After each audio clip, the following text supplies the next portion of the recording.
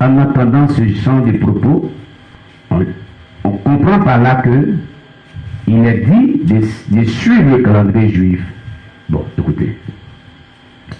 Vos enfants suivent quel calendrier quand ils s'en vont à l'école? Interdit d'aller à l'école. C'est tellement simple. Si vous dites que Moïse a donné, je ne sais pas si les personnes ils comprennent un peu ce qu'ils disent. Je ne sais pas s'ils voient la portée de ce qu'ils disent. Moïse Dieu a donné un calendrier de la part de Dieu, que le calendrier hébreu qu'on doit suivre, et vous suivez le calendrier grégorien. Écoutez, vos enfants interdisent de suivre le calendrier grégorien, d'aller à l'école le lundi. C'est tellement simple. Les deux aînés qui sont dans vos assemblées chrétiennes, qui travaillent à la fonction publique, ne percevez pas les dîmes de l'aîné, ni les offrandes, ni les soutiens, parce qu'ils suivent le calendrier grégorien. Mais je ne sais pas si les gens comprennent ce qu'ils disent. Oui. Oh, vraiment, c'est pas possible. Ce sont des erreurs très graves. Des erreurs très graves. Amen. Alléluia. Le jour que vous voulez passer à la banque et que les gens ne travaillent pas dimanche, selon le calendrier grégorien, est le premier jour. Le calendrier juif est le premier jour de la semaine. C'est là que vous allez faire vos opérations et on va voir ce qu'il va vous recevoir. Quand même. Regardez une telle mentalité. Excusez-moi de pouvoir m'exprimer ainsi. Vous voyez, c'est très grave. C'est très grave. Vous comprenez? C'est pourquoi il ne faut pas tenir de tels propos, disant qu'on est en train d'enseigner la scène dans tous nos gens. Alléluia. Non, ce sont des erreurs très graves. Alléluia.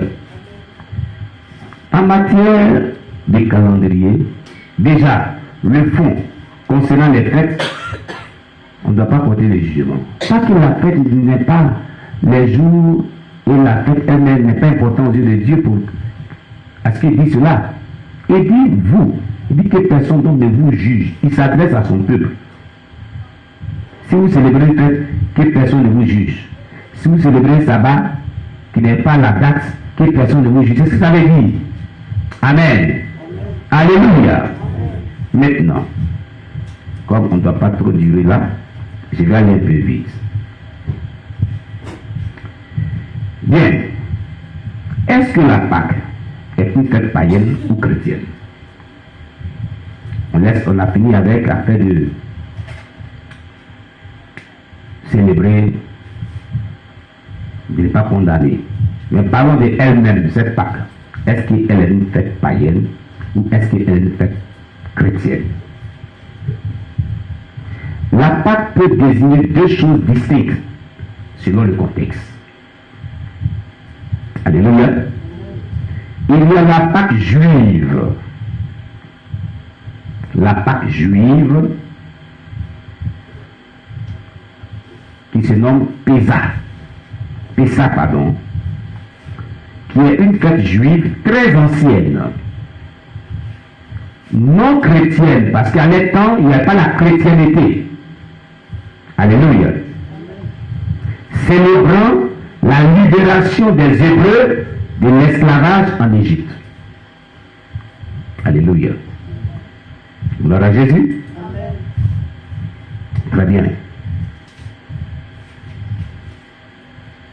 Elle est donc ni païenne, ni chrétienne. Elle est typiquement juive, instituée par Dieu, sous l'ordre de Dieu, selon les prescriptions que Dieu avait données à Moïse dans l'île d'Exode. C'est une Pâque, une fête typiquement juive, hébreu. C'est elle qui était à l'origine, au commencement, parlant de Pâques. Amen. Donc, cette fête n'est ni chrétienne, elle n'est ni païenne. Elle est typiquement juive, instituée par Dieu sous l'ancienne alliance. Elle a débuté comme cela, sous l'ordre que Dieu avait donné à Moïse. Amen. Alléluia.